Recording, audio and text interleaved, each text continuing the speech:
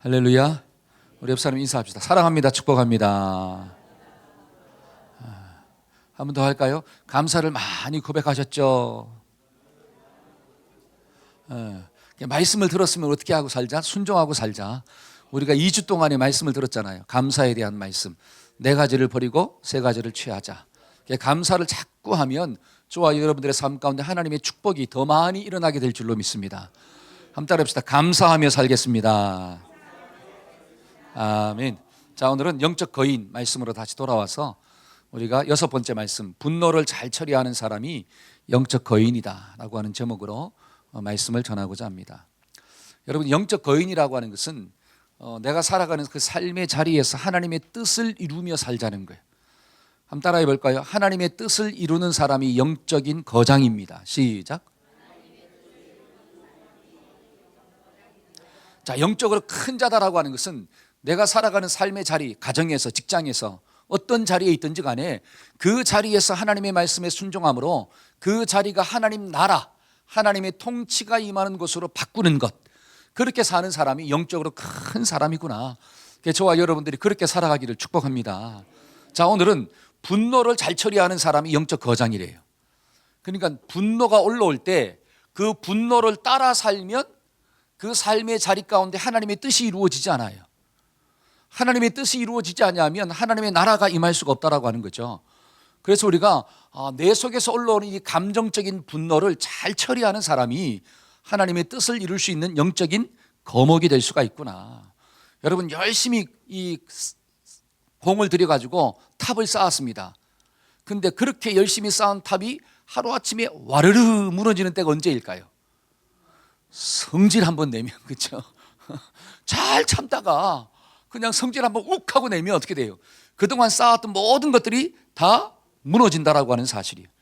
그러니까 분노에 대한 잘못된 어떤 처리 방법, 이것이 내 인생을 힘들게 만들고 어렵게 만들어 간다라고 성경은 이야기합니다. 그래서 성경은 뭐라고 이야기하느냐? 잠언 14장 29절 한번 읽어봅시다. 자, 시작. 노하기를 더디하는 자는 크게 명철하여도 마음이 조급한 사람은 어리석음을 나타낸다. 자, 노하기를 더디하는 사람은 어떤 사람이다? 크게 명철한 사람이다. 여러분, 지혜로운 사람이 어떤 사람이냐? 내 속에 감정적인 분노가 올라올 때 그걸 좀 더디 반응하는 거야. 그런 사람이 지혜로운 사람이구나. 그 다음에 또 16장 32절 한번 볼까요? 자, 다 같이 시작. 노하기를 더디하는 자는 용사보다 낫고 자기의 마음을 다스리는 자는 성을 빼앗는 자보다 낫다. 여러분, 용사보다 더 뛰어난 사람이 누구냐? 감정적인 분노를 다스리는 사람이래요. 여러분, 성을 빼앗는 사람, 그 사람보다 위대한 사람이 누구냐? 자기를 다스리는 사람이 위대한 사람이야. 저와 여러분들은 다스림으로 막 용서보다 낫고 위대한 자가 되기를 축원합니다. 아멘. 그러니까 분노 조절을 잘하는 사람은 지혜로운 사람이래요. 그럼 반대로 분노 조절을 못하는 사람은 지혜롭지 못하고 미련한 인생을 살 수밖에 없다라고 하는 거예요. 그러니까 말씀을 통해서 하나님, 내가 살아가는 삶의 자리에서 내 속에서 올라오는 여러 가지 감정적인 분노를 잘 조절할 수 있도록 하나님 도와주세요. 그렇게 기도하면서 승리하기를 축복합니다. 자, 그러려면 어떻게 해야 되느냐라고 하는 거예요. 내 속에서 올라오는 감정적인 분노를 잘 처리할 수 있는 방법이 뭐냐? 그 첫째가 마음의 여유를 가지자는 거예요. 한번 따라합시다. 마음의 여유를 가져야 합니다. 시작. 여러분, 어디에서 막 분노가 올라오죠? 속에서 올라오잖아요. 내 마음에서 막 분노가 올라와요. 그러니까 여유를 가져야 할 장소가 어디냐? 내 마음 속에서 여유를 좀 가져야 돼. 그러면 그 분노를 잘 처리할 수 있는 지혜가 부어진다는 거예요. 자, 오늘 말씀을 한번 읽어볼까요? 2절. 자, 2절 말씀을 한번 읽어봅시다. 자, 시작. 마온에 한 사람이 있는데 그의 생업이 갈멜에 있고 심이 부하여 양이 3,000마리요 염소가 1,000마리이므로 그가 갈멜에서 그의 양털을 깎고 있었으니 3절입니다. 시작. 그 사람의 이름은 나발이요 그의 아내의 이름은 아비가일이라. 그 여자는 청명하고 용모가 아름다우나 남자는 완고하고 행실이 약하며 그는 갈렙 족속이었더라. 자, 여기 보니까 나발이라고 하는 사람이 나와요. 근데 나발의 이름의 뜻이 뭐냐? 평범하다, 맛이 없다. 그래서 이 이름의 뜻은 어리석다라고 하는 의미가 있다는 거예요. 어리석은 사람. 근데 어리석은 사람 나발의 경제적 상태는 어떠하냐? 여러분, 어리석은 사람은 좀 가난해야 되는데 어리석은데 돈이 많아. 심히 부자였더라 이렇게 나와요. 그러니까 양이 3,000마리고 염소가 1,000마리야. 엄청난 부자였어요. 그런데 이 사람의 성품은 어떠하냐? 완고하고 행사가 악하대. 여러분, 완고가 뭐예요? 고집이 세다는 거예요. 근데 어떤 고집이 세냐? 앞에 뭐가 딱 붙었냐? 한자. 똥고집이 세다는 거예요. 똥고집이 세다라고 하는 것은 옳은 것을 주장하는 게 아니라 옳지 않은 것을 막 주장한다라고 하는 거예요. 그러니까 모든 행사가 하나님 보실 때 악하였더라 이렇게 나오는 거예요. 그런데 지금 나발은 부자이고 성품은 완악하였고 또 지금의 상태는 어떠하느냐? 양털을 깎고 있는 상태야. 여러분, 양털을 깎는 상태라고 하는 것은 농부를 이야기하면 추수의 때를 맞이했다는 거예요. 농사를 잘 지어가지고 풍년을 맞이했다는 것입니다. 그러니까 경제적으로 더 부한 상태에 다다른 거죠. 자, 그때 나발이 양털을 깎는다라고 하는 소식을 누가 들었느냐? 광야에 살고 있는 다윗이 들었다 이렇게 나와요. 자, 4절 한번 읽어봅시다. 4절 다 같이 시작. 다윗이 나발이 자기 양털을 깎는다 함을 광야에서 들었죠. 그래가지고 5절 자 시작. 다윗이 이에 소년 10명을 보내며 그 소년들에게 이르되 너희는 갈멜로 올라가 나발에게 이르러 내 이름으로 그에게 소년 10명을 보냈대요. 그리고 나의 이름으로 그 사람한테 문안해라. 그러면서 6절입니다. 시작. 그 부하게 사는 자에게 그 부하게 사는 자가 누구냐? 나발이잖아요. 나발에게 이르기를 시작. 너는 평강하라. 내 집도 평강하라. 내 소유의 모든 것도. 지금 이 다윗의 사신들, 다윗이 보낸 10명의 소년들이 뭐라고 이야기하느냐? 야, 너는 평강할지어다. 너의 집도 평강할지어다. 너의 모든 소유도 평강할지어다. 지금 축복해주고 있다라고 하는 거예요. 그러면서 7절입니다. 시작. 내게 양털 깎는 자들이 있다 함을 이제 내가 들었노라. 너희의 목자들이 우리와 함께 있었으나 우리가 그들을 해하지 아니하였고 그들이 갈멜이 있는 동안에 그들의 것을 하나도 잃지 아니하였나니. 이게 뭐냐면 너희의 목자들이, 양떼들이 광야에 있을 때 나의 군사들이 너희들의 것들을 하나도 빼앗지 않았고, 그리고 외부의 적들이 쳐들어올 때 내가 막아줘가지고 너희의 양떼들이 한 명도 잃지 않았다라고 하는 거예요. 이건 다른 말로 내가 너희에게 뭘 베풀었다? 선을 베풀었다는 거예요. 그러면서 8절입니다. 8절 시작. 내 소년들에게 물으면 그들이 너희에게 말하리라. 그런즉 내 소년들이 내게 은혜를 얻게 하라. 우리가 좋은 날에 왔은즉 내 손에 있는 대로 내 종들과 내 아들 다윗에게 주기를 원하노라 하더라. 내 말이 진짜인지 거짓말인지 너희의 목자들한테 한번 물어봐라. 팩트를 한번 체크해보라는 거예요. 그리고 내 말이 진짜이기 때문에 이게 좋은 날에 왔으니까 너희가 가지고 있는 하나님께서부터 받은 모든 것들을 함께 좀 나누자라고 이야기하고 있는 거예요. 그러니까 지금 다윗은 나발한테 최대한의 예의를 갖추어서 협조를 구하고 있습니다. 근데 요 말을 들은 나발의 반응이 어떠하냐라고 하는 거예요. 그게 10절이에요. 10절 나발이 다 같이 한번 읽어봅시다. 시작. 나발이 다윗의 사원들에게 대답하여 이르되 다윗은 누구며 이새의 아들은 누구냐? 요즘에 각기 주인에게서 억지로 떠나는 종들이 많도다 이렇게 나와요. 야, 다윗이 누구냐? 이새의 아들이 누구냐? 이름도 몰라요? 성도 몰라요? 아무도 몰라요. 아니, 다윗에게 은혜 받을 때는 좋았겠죠. 그런데 은혜 받은 것을 좀 나누려고 할 때는 아까운 생각이 드는 거야. 그 다윗이 누구냐? 이새의 아들이 누구냐?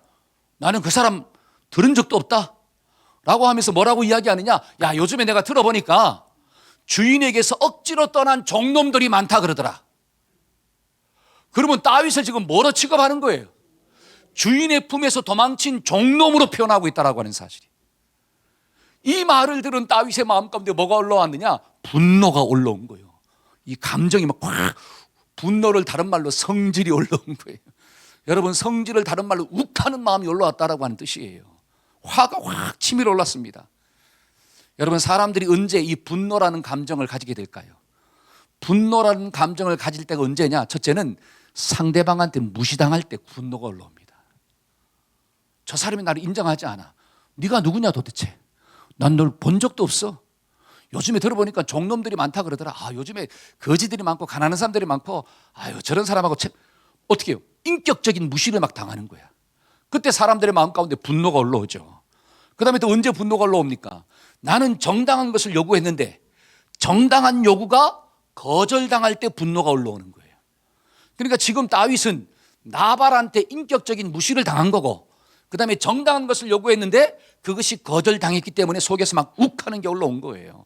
자, 21절과 22절 한번 읽어볼까요? 자, 다윗이 시작. 다윗이 이미 말하기를 내가 이자의 소유물을 광야에서 지켜 그 모든 것들을 하나도 손실이 없게 한 것이 진실로 허사로다. 그가 악으로 나에게 선을, 잘 보세요. 나는 그에게 선을 베풀었는데 그는 나에게 악으로 갚는 거구나. 내가 광야에서 그 사람의 모든 양떼들을 지켜준 것이 헛된 일이구나 라고 이야기하는 거예요. 그러면서 뭐라고 이야기하느냐, 내가 그에게 속한 모든 남자 가운데 한 사람이라도 아침까지 남겨두면, 이거는 뭐예요? 나발만 죽이는 게 아니라 그 나발의 집안에 속한 모든 남자들을 내가 다 죽이겠다는 뜻이에요. 여러분, 다윗의 마음 가운데 분노가 올라오니까 어떻게 하고 있느냐, 나발 한 사람만 죽이는 게 아니라 그에게 속한 모든 남자들을 내가 다 죽여버리겠다는, 그리고 칼을 차라, 그리고 군대를 데리고 지금 가고 있는 상황이에요. 이게 본문의 말씀이에요. 자, 그러면 우리가 성경을 볼 때 사람들의 마음 가운데 분노가 올라오는 것 자체가 죄일까요? 여러분, 사람들의 마음속에 분노가 올라오는 것 자체는 죄라고 말하지 않습니다. 그런데 내 속에서 올라오는 그 분노의 감정을 잘 처리하지 못할 때, 이 분노의 감정을 처리하지 못해서 다른 사람한테 상처를 주고 또 폭력적인 방법이 나오고 그다음에 사람을 죽이는 방법이 나올 때 그것이 뭐라고 하는 거예요? 그게 죄가 된다라고 성경은 이야기하는 거예요. 자, 우리 주보 한번 볼까요? 주보. 우리 구역 보고 밑에 딱 하나의 그림이 있어요. 자, 구역 보고 밑에, 자, 현명하게 화를 다스리는 법 이렇게 나오죠? 자, 현명하게 화를 다스리는 방법. 자, 그 밑에 에베소 4장 26절 다 같이 한번 읽어봅시다. 자, 시작. 분을 내어도 죄는 짓지 말고 해가 지도록 분을 품지 말아라. 자, 분을 내어도 이렇게 나오죠. 사람들의 마음 가운데는 분이 올라올 수도 있어요. 여러분, 예수를 믿어도 분노가 올라옵니다. 분노가 생겼다는 것 자체가 죄가 아니라 그 분노로 말미암아 뭐를 짓지 말아라? 죄를 짓지 말라는 거예요. 죄를 짓지 말아라. 여러분, 로마서 7장에 있는 말씀을 보니까 바울 속에 고민이 있대요. 바울이 고민이 있습니다. 그게 뭐냐면 내 속에 두 가지의 법이 있다는 거예요. 여러분, 바울이 예수 믿고 구원받아 하나님의 사람이 되었잖아요. 그럼에도 불구하고 바울 속에는 두 가지의 법이 있대요. 그게 뭐냐? 하나는 성령의 법이고 하나는 육신의 법이에요. 그러니까 내가 이 말씀을 묵상하면서 깨달은 게 있어요. 그래, 예수 믿고 구원받은 사람도 두 가지 법이 있을 수가 있다라고 하는 거예요. 하나님의 말씀에 따라 순종하고자 하는 법이 있고 또 내 마음과 욕심대로 살고자 하는 마음이 들어온다는 거예요. 어쩔 수가 없어요. 저와 여러분들이 천국 갈 때까지는 몇 가지의 법이 있어요? 두 가지의 법이 있습니다. 근데 성경은 뭐라고 하느냐? 네 속에 육신의 법이 있다고 해서 그 육신의 법을 따라 살지 말라는 거예요. 한번 따라해보세요. 육신의 법을 따라 살지 않겠습니다. 시작. 자, 육신의 법이 있다는 건 죄가 아니에요. 그런데 내 속에 있는 육신의 법을 내가 따라 살면 그게 죄가 되는 거야. 저와 여러분들은 성령의 법이 있잖아요. 하나님의 말씀의 법이 있어요. 그러면 그 말씀의 법을 따라 삶으로 내 속에 있는 육신의 법을 죽여야 돼. 그게 영적인 싸움이에요. 근데 미련한 사람들은 육신의 법을 따라 살다가 내 속에 있는 성령의 말씀을 죽여버려. 그러면 저와 여러분들의 삶 가운데 하나님의 뜻이 이루어지지 아니하고 그러한 삶을 살아가면 하나님의 나라, 하나님의 통치가 임할 수가 없다라고 성경은 이야기하는 거예요. 때문에 우리 속에 분노의 감정이 올라올 때마다 그 분노의 감정을 하나님의 방법으로 좀 잘 다스리기를 주의 이름으로 축원합니다. 함따라서 잘 다스려야 합니다. 자, 그러려면 저와 여러분들의 마음 가운데 뭐가 좀 있어야 되느냐? 마음의 여유가 좀 있어야 돼. 함따라 해봅시다. 마음의 여유가 있어야 합니다. 할렐루야. 자, 오늘도 말씀을 보니까 자, 나발의 반응 때문에, 나발의 말 때문에 다윗의 마음 가운데 분노라고 하는 감정이 들어왔잖아요. 근데 그 분노라는 감정이 다윗 가운데 어떻게 행동하게 만들었느냐? 그게 13절에 있는 말씀이에요. 자, 13절 한번 읽어봅시다. 자, 13절 다윗이, 자, 시작. 다윗이 자기 사람들에게 이르되 너희는 각기 칼을 차라.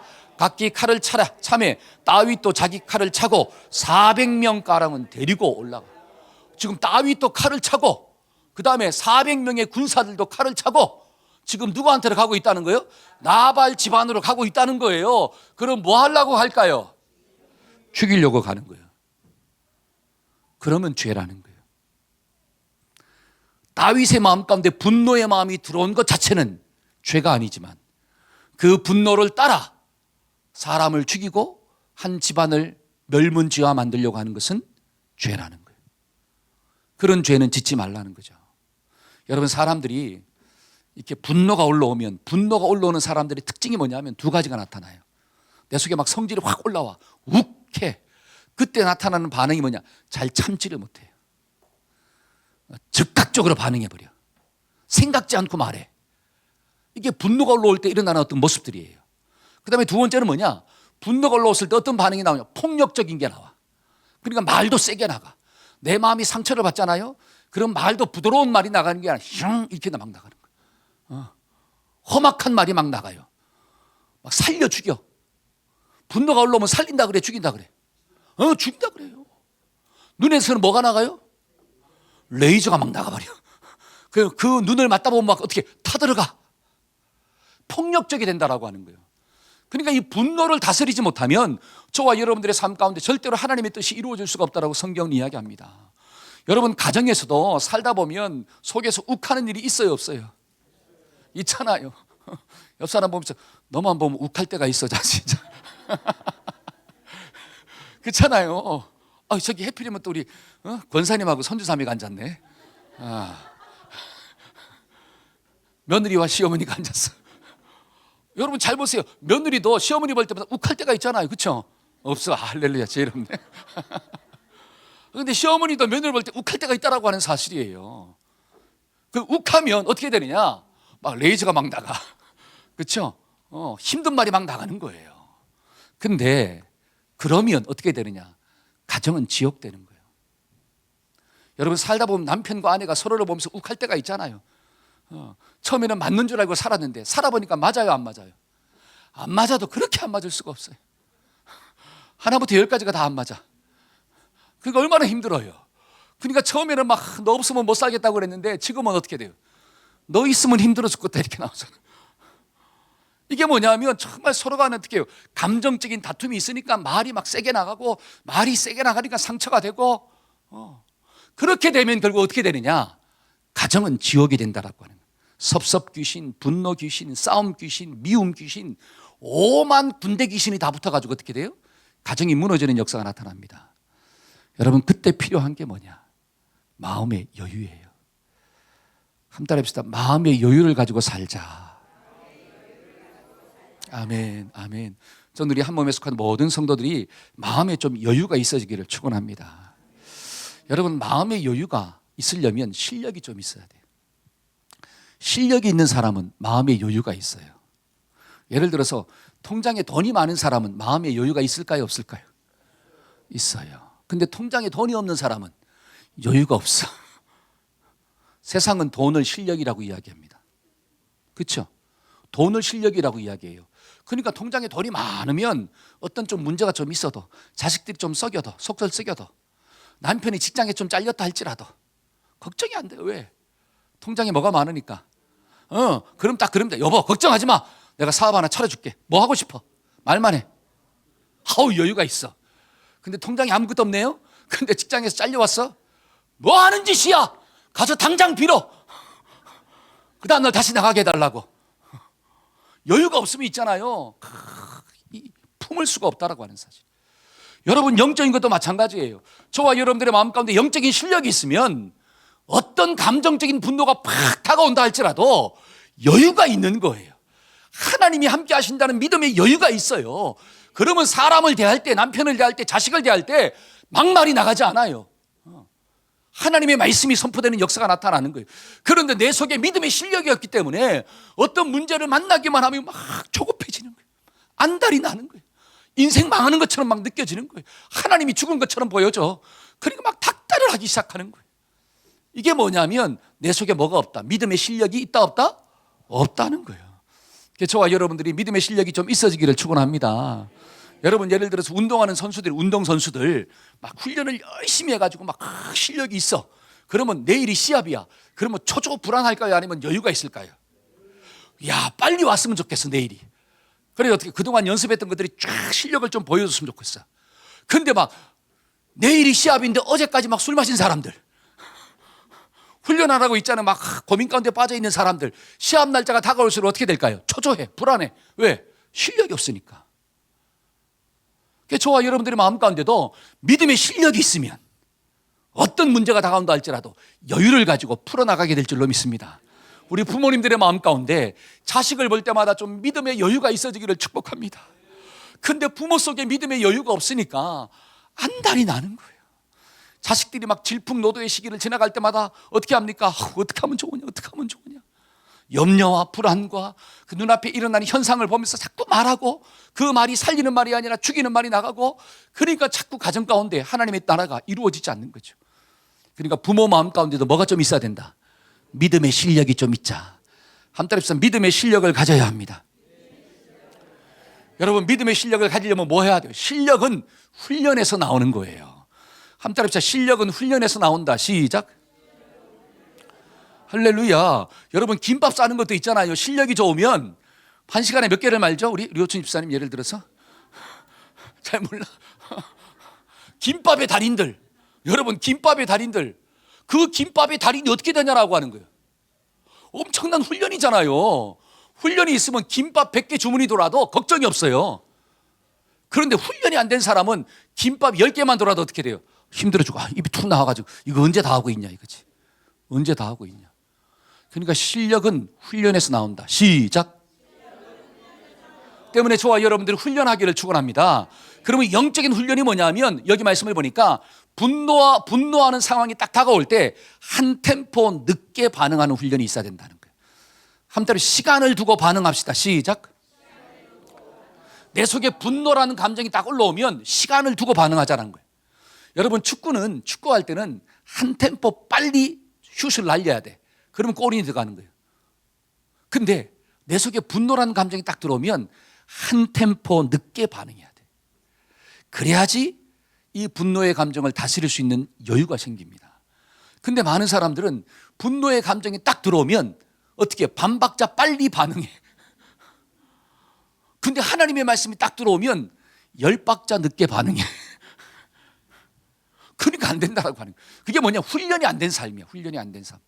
그래서 저와 여러분들이 훈련을 하면 됩니다. 한번 따라서 훈련을 하면 된다. 시작. 여러분, 이 요한복음 8장에 바리새인들과 서기관들이 간음하다가 현장에 잡힌 여자를 예수님께 데리고 와요. 그래서 뭐라고 이야기하느냐? 모세 율법에 의하면 간음하다가 현장에 잡힌 여자는 돌로 쳐서 죽이라고 합니다. 예수님, 당신은 어떻게 하실래요? 그때 예수님이 즉각적으로 이야기한 게 아니라 딱 앉았어요. 그리고 땅에 뭔가를 썼어. 뭐를 썼는지는 몰라요. 그러나 생각하는 시간을 가졌다라고 하는 거예요. 생각을 하고 난 다음에 하신 말씀이 뭐냐? 너희 중에 죄가 없는 자가 먼저 돌로 쳐라. 잘 보세요. 예수님이 생각할 때 누가 역사했느냐? 하나님이 예수님 가운데 역사하신 줄로 믿습니다. 그러니까 죽이는 말이 아니라, 정죄하는 말이 아니라, 그 사람을 어떤 심판하는 말이 아니라 살리는 말이 나왔다라고 하는 뜻이에요. 여러분, 바리새인들과 서기관들이 누구예요? 이스라엘의 목자잖아요. 이스라엘이 누구다? 목자예요. 목자. 목자의 사명은 죽이는 거예요, 살리는 거예요? 살리는 거잖아요.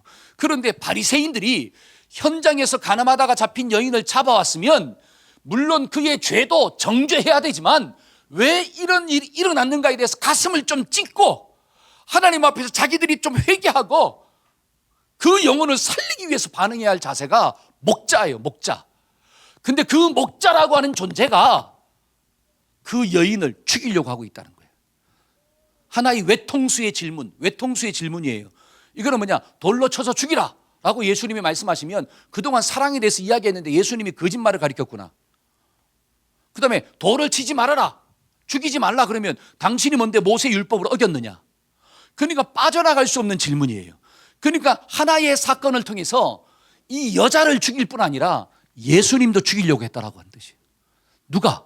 그 시대의 목자라고 하는 사람이, 생명을 살려야 할 위치에 있는 사람이. 그러니까 예수님은 그 사람의 의도를 알았더라 몰랐더라? 알았잖아요. 그러면 예수님의 마음 가운데 분노가 올라올까요, 안 올라올까요? 아니, 목자라고 하는 놈이, 생명을 살려야 할 위치에 있는 사람들이 어떻게 생명을 죽이려고 하냐라고 하는 거예요. 분노가 올라올 수 있죠. 근데 중요한 것은 그 분노에 즉각적으로 주님은 반응하지 않았다는 거예요. 이게 한 템포 늦게 반응하는 거예요. 이게 훈련이 돼야 돼. 저와 여러분들이 이런 훈련이 좀 되어지기를 축원합니다. 이거는 연세 드신 분들도 마찬가지예요. 여러분 나이가 들었다고 한 템포 늦게 반응하는 게 아니에요. 참 신기해요. 나이가 들면 마음에 여유가 있어야 되는데 나이가 들면 마음에 여유가 있어요, 없어요? 있으신 줄로 믿습니다. 그런 분들은 훈련이 잘 된 분들이에요. 근데 훈련이 안 된 분들은 나이가 들어도 이게 반응이 너무 빨라. 그게 다른 말 섭섭한 것도 너무 빨리 들어오고. 아니, 나이가 들면 섭섭한 게 좀 늦게 들어와야 되잖아요. 인생 다 살아봤으니까. 근데 연세가 드셨는데 섭섭함이 더 빨리 들어와. 더 초조해. 더 막 안달이야. 이거는 뭐냐면 인생은 사셨지만 영적인 훈련이 안 됐다는 뜻이에요. 영적인 훈련이 안 되면 영적인 아이입니다. 저와 여러분들이 영적으로 훈련되기를 축원합니다. 여러분 잘 보세요. 마리아의 남편이 누구일까요? 요셉이잖아요. 근데 요셉이 기가 막힌 소리를 들었어요. 그게 뭐냐? 마리아가 내 집에 같이 자기도 전에 이것이 뭐 했대요? 만약에 여러분들이 이런 소리를 들었다면 어떻게 반응하겠습니까? 쳐서 어떻게 해야 돼요? 그렇죠.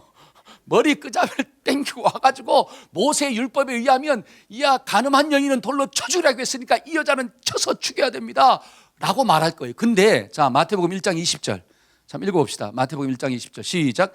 이 일을 생각할 때에 주의 사자가 현몽하여 이르되 다윗의 자손 요셉아 내 아내 마리아 데려오기를 무서워하지 말라. 그에게 잉태된 자는 성령으로 된 것이라. 자 지금 이 요셉이 이 일을 뭐 할 때에? 생각할 때에. 잘 보세요. 요셉이 지금 마리아가 잉태한 사건을 깊이 있게 생각했어요. 한 템포 늦게 반응했다는 거예요. 그랬더니 하나님이 개입하신 거예요. 주의 사자가 현몽하여 가로되. 저와 여러분들이 왜 한 템포 늦게 반응해야 합니까? 그래야지 하나님이 간섭할 수가 있는 거예요. 하나님이 간섭하기도 전에 내가 먼저 말해버리고 하나님이 간섭하기도 전에 먼저 반응해버리면 하나님이 나를 만들어갈 수가 없는 거예요. 그러니까 훈련할 때 뭘 훈련하느냐? 내 속에 막 감정이 올라오고 막 욱하는 마음이 올라올 때 하나님 앞에서 좀 묵상하고 시간을 좀 늦추자라고 하는 거예요. 그런 훈련이 되기를 축원합니다. 아멘. 두 번째로 어떤 훈련을 해야 할까요? 말씀을 붙잡고 해석하는 훈련을 해야 돼요. 한번 따라합시다. 말씀으로 해석해야 합니다. 시작. 자, 마태복음 1장 20절을 다시 한번 보여주세요. 자, 포인트가 달라요. 자, 이 일을 생각할 때에 라고 했어요. 이 일을 생각할 때 그때 하나님이 간섭하는 거예요. 주의 사자가 현몽하여 이르되 다윗의 자손 요셉아 네가 마리아 데려오기를 무서워하지 말라. 그에게 잉태된 자는 누구다? 성령으로 된 것이다. 이 마리아가 바람 펴서 임신한 게 아니야. 하나님의 능력으로 그 마리아가 잉태된 거야 라고 지금 누가 가르쳐주고 있는 거예요. 주의 사자가, 그렇죠? 주의 천사가 나타나서 요셉에게 말하고 있는 거예요.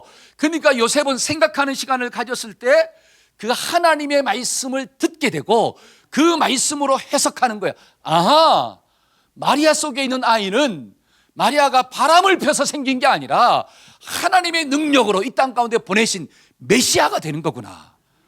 이게 깨달아지니까 돌로 쳐 죽이는 게 아니라 그를 데리고 왔더라는 거예요. 그럴 때 하나님의 구원의 역사가 나타나잖아요. 여러분 남편들이 속 썩일 때 인간적인 생각 어떻게 저런 말을 할 수가 있지? 야, 저게 본심인가 보다. 어떻게 저런 말을 할 수가 있어? 그렇게 생각하고 해석하는 게 아니라 하나님의 말씀을 좀 붙잡고 해석해야 돼. 그래, 저 사람도 이런 말을 한 것은 본심이 안 돼. 그렇죠. 아니야. 본심이 아니라는 거예요. 본심이 아니야. 본심. 한번 따라서 본심이 아니야. 엄마가 나에게 저렇게 말하는 것은 엄마의 본심이 아니야. 이렇게 생각해야지. 드디어 본색이 드러났구나. 어떻게 그 본색을 이때까지 숨기며 살았지? 이야, 참.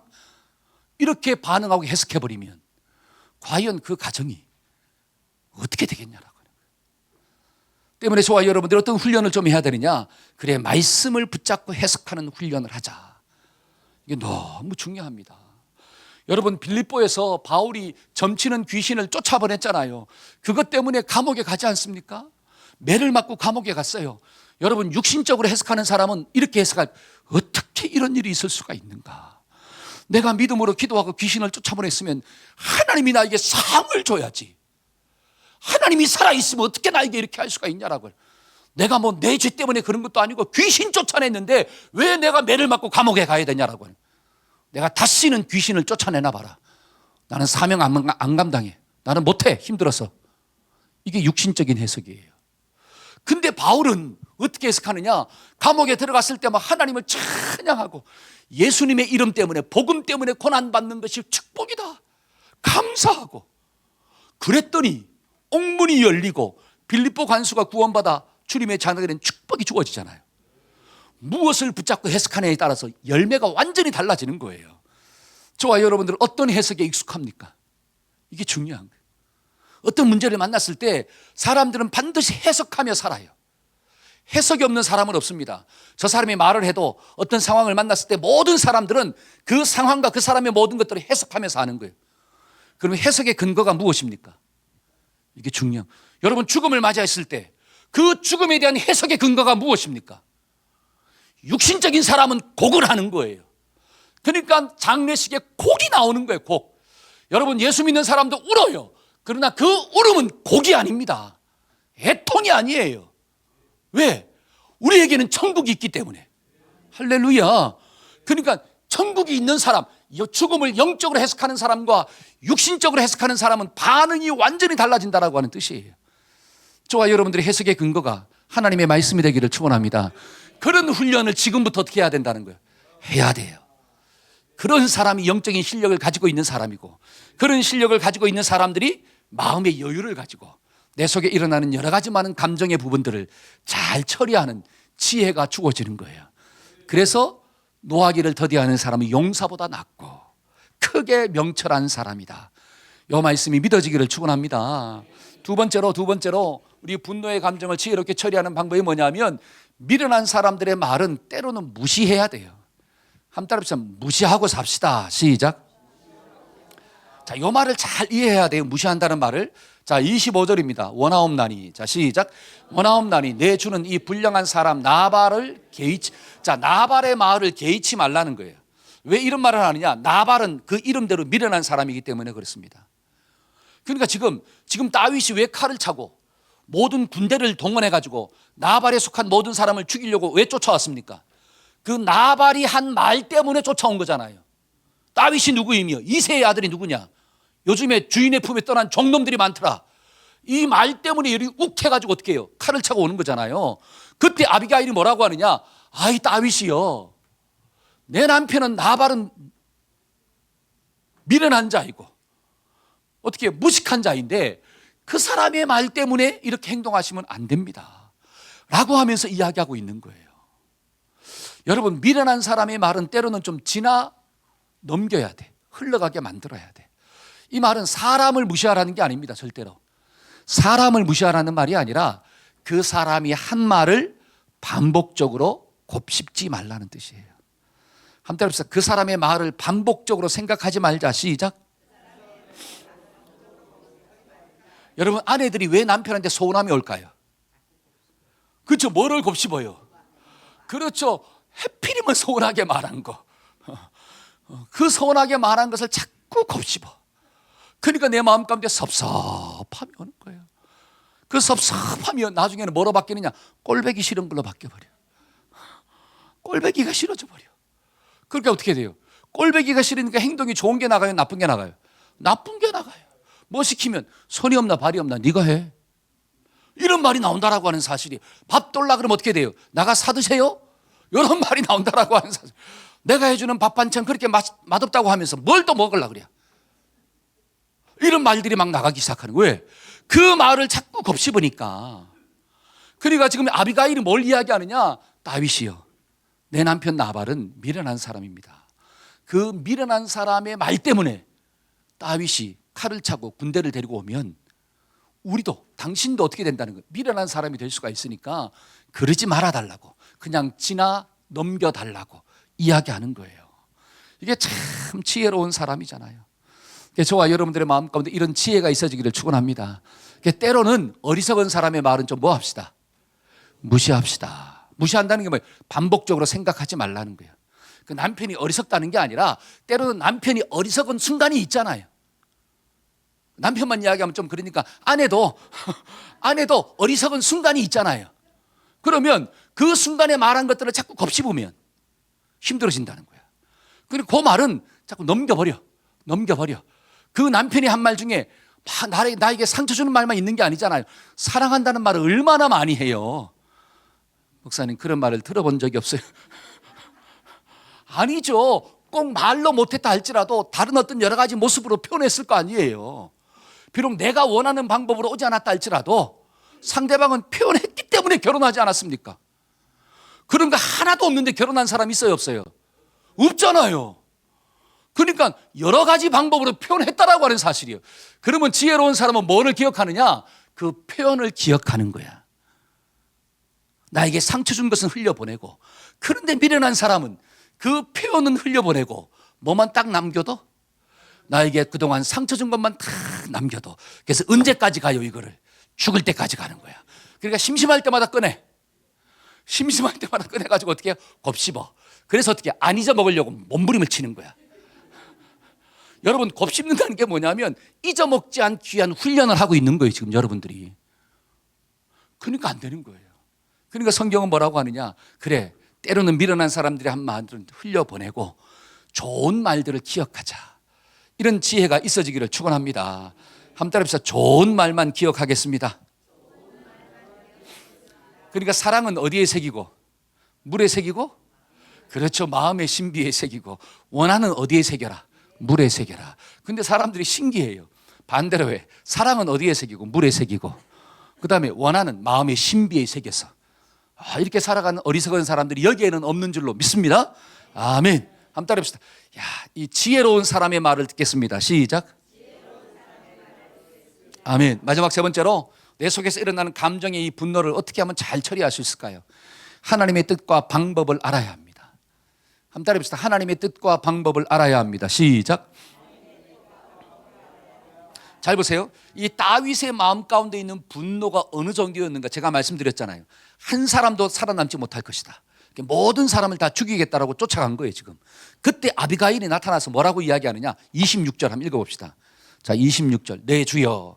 자, 시작. 내 주여 여호와께서 사시고 내 주도 살아계시거니와 내 주의 손으로 피를 흘려 친히 보수하는 일을 여호와께서 막으셨네. 잘 보세요. 내 주의 손으로, 다윗의 손으로 피를 흘려서 친히 복수하는 일을 하나님께서 어떻게 했더라? 막으셨더라. 이렇게 나와요.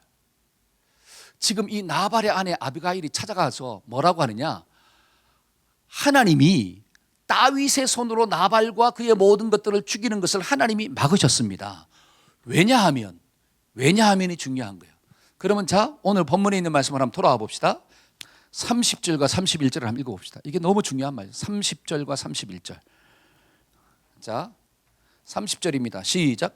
여호와께서 내 주에 대하여 하신 말씀대로 모든 선을 내 주에게 행하사 내 주를 이스라엘에.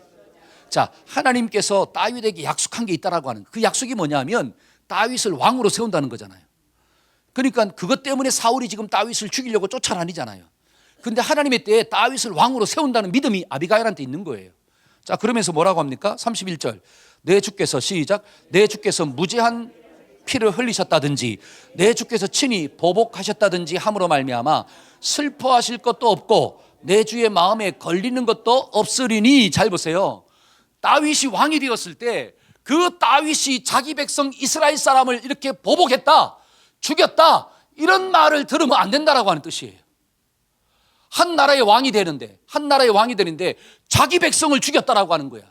그러면 그 소리를 많은 사람들이 알게 되면 다윗한테 얼마나 해롭게 되냐라고. 그건 하나님의 뜻이 아닙니다. 하나님의 뜻이 당신을 왕으로 세우는 건데 그 왕으로 세우는 그 일이 이루어질 때 지금의 이런 행동이 다윗에게 뭐가 될 수 있느냐? 걸림돌이 될 수 있다라고 하는 거예요. 그래서 하나님이 나를 통하여 당신이 직접 복수하는 것을 어떻게 했더라? 막으셨습니다라고 전하는 거예요. 그걸 딱 들으니까 다윗이 깨닫는 거죠. 그래, 하나님의 뜻은 내가 직접 복수하는 게 아니구나. 여러분, 다윗도 그런 생각을 예전에 가지고 있었어요. 지금 사울을 피해서 도망 다닐 때마다 여러분 누구만 죽으면 끝나는 거예요. 사울만 죽으면 끝나잖아요. 그래서 사울을 죽일 수 있는 기회가 여러 번 주어집니다. 근데 다윗이 죽이지 않는 이유가 무엇입니까? 하나님이 기름 부어서 세운 왕을 내가 어떻게 죽일 수 있느냐? 여러분, 부하들은 죽이라고 그랬어요. 왜? 이 사울이 살아있는 한 우리는 계속 도망쳐야 된다는 거예요. 그러니까 죽으면 왕이 될 수 있다는 거죠. 그건 인간적인 해석이에요. 그러나 하나님은 그게 아니라고 하는 거죠. 그러니까 다윗이 성령 충만했을 때는 그러한 것들을 가지고 살았는데 지금 나발 때문에 막 속에 뭐가 확 올라와 버렸어요. 분노할, 왕이 괴롭히면 좀 참겠는데 왕이 아니라 누가 괴롭혀 나를? 깜도 안 되는 것들이 나를 또 괴롭히는 거야. 그러니까 속에서 막 올라오잖아요. 그래서 잠깐 뭐를 잃어버린 거야? 정신을 잃어버리고 막 칼을 차라 그러고 막 군대를 대동하고 가는데 하나님이 누구를 통해서? 아비가일을 통해 탁 막으시는 거예요. 그때 깨닫습니다. 그 하나님의 뜻을 깨달았을 때 다윗은 스탑하는 거예요. 이게 중요한 거예요. 우리의 마음 가운데 하나님의 뜻이 깨달아지기를 축원합니다. 그러면 내 속에서 올라오는 인간적인 방법들이 죽어지는 역사가 나타나요. 그러니까 로마서 12장에 보니까 이런 말씀이 있습니다. 한번 읽어봅시다. 할 수 있거든, 시작. 할 수 있거든 너희로서는 모든 사람과 더불어 화목하라. 내 사랑하는 자들아, 너희가 친히 원수를 갚지 말고 하나님의 진노하심에 맡기라. 기록되었으되 원수 갚는 것이 내게 있으니 내가 갚을 것이다. 아멘. 원수는 누가 갚아줘요? 하나님이 갚아주신대요. 그러니까 20절 시작. 너희의 원수가 줄이거든 먹이고 목마르거든 마시게. 여러분들의 남편이 줄이면 좀 어떻게 하세요? 먹여주기를 축원합니다. 목마르면 어떻게 돼요? 꿀물을 타주기를 축원합니다. 아멘. 아멘 하셔야 되는데, 그렇죠? 그러면 하나님이 그 머리에 숯불을 얹는데요. 하나님이 머리에 숯불을 얹으면 회개하는 역사가 나타납니다. 근데 내가 숯불을 얹으면 나도 죽고 상대방도 죽어요. 이게 하나님의 뜻이래. 근데 그 하나님의 뜻에 순종한다는 게 쉬워요, 어려워요? 때로는 어려워요. 뭐가 있으면? 내 욕심이 있으면, 내 생각이 있으면. 그래서 내 것을 버리지 않으면 주님을 따라갈 수가 없다라고 성경은 이야기하는 거예요. 우리가 한 주간도 여러 가지 많은 일들 때문에 내 속에 여러 가지 감정들이 올라올 때마다 말씀을 기억하고 하나님의 뜻을 생각하고 다스리는 우리 한 몸의 모든 성도가 되기를 축복합니다. 아멘. 아멘. 저는 말씀의 결론을 맺고자 합니다. 어떤 사람이 영적 거인일까요? 내 속에서 올라오는 여러 가지 감정적인 부분들을 잘 다스리는 사람이 영적으로 큰 사람이구나. 그러려면 마음의 여유를 좀 가지자. 믿음의 실력을 좀 가집시다. 아멘. 두 번째는 미련한 사람의 말은 때로는 그냥 지나 보냅시다. 그거를 자꾸 내 마음에 담고 자꾸 반복해서 묵상하지 마세요. 그러면 나도 미련한 사람 되는 거예요. 세 번째는 하나님의 뜻과 하나님의 방법을 잘 합시다. 그럴 때 내 속에 있는 것들이 죽어지는 역사가 나타나는 거구나. 그래서 한 주도 이 말씀을 꼭 묵상함으로 우리 모두가 승리하기를 축복합니다. 아멘. 우리 다 같이 자리에서 일어나서 우리 한번 찬양합시다. 내 영혼 지극히 깊은 데서 하나님의 평안이 넘치기를. 우리가 가사를 좀 묵상하면서 한번 찬양합시다.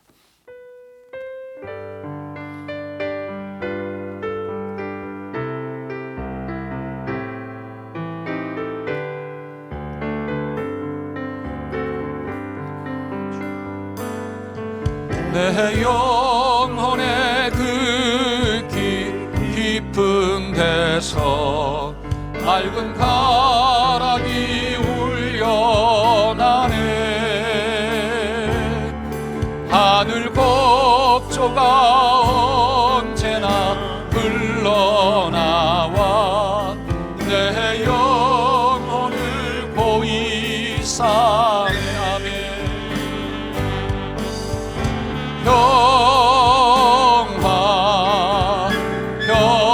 평화로다. 하늘 위에서 내려오네. 그 사랑의 물결이 영원토록 내 영혼을 덮으소서. 아멘. 아멘. 내 마음속에 솟아나 이 평화를 깊이 묻힌 보배로다. 나의 보화를 캐내어 가져갈 자 그 아무도 없으리. 아멘. 아멘.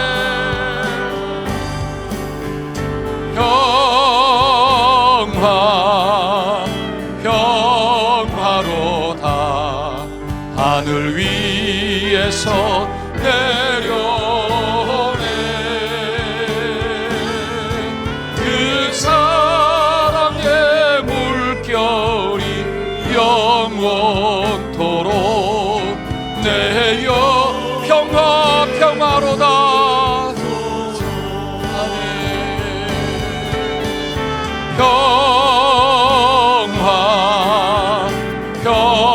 평화로다. 하늘 위에서 내려오네. 아멘 아멘. 그 사랑의 물결이 영원토록 내 영혼을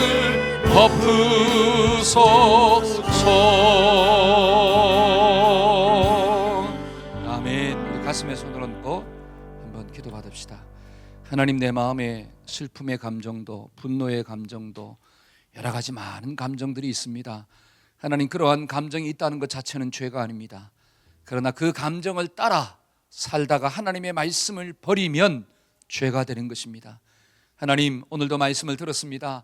하나님, 영적인 훈련을 잘 감당함으로 우리 모든 성도들의 마음 가운데 믿음의 실력이 있어지게 하여 주옵소서. 마음의 여유가 있어지기를 소원합니다. 하나님이 간섭할 수 있는 시간을 드리게 만들어 주옵소서. 하나님, 우리가 육신적인 생각으로 해석하는 것이 아니라 하나님의 말씀으로 해석해서 하나님 주시는 그 평화를 빼앗기지 않는 믿음의 주인공들이 다 될 수 있도록 주님 축복하여 주옵소서. 지금은 우리 주 예수 그리스도의 무한하신 은혜와 하나님 아버지의 극진하신 사랑과 성령님의 교통하심의 역사가 하나님 주시는 평안 가운데 살고자 결단하는 우리 모든 자녀들과 성도들의 삶 가운데 지금부터 영원토록 함께 하시기를 간절히 축원하옵나이다.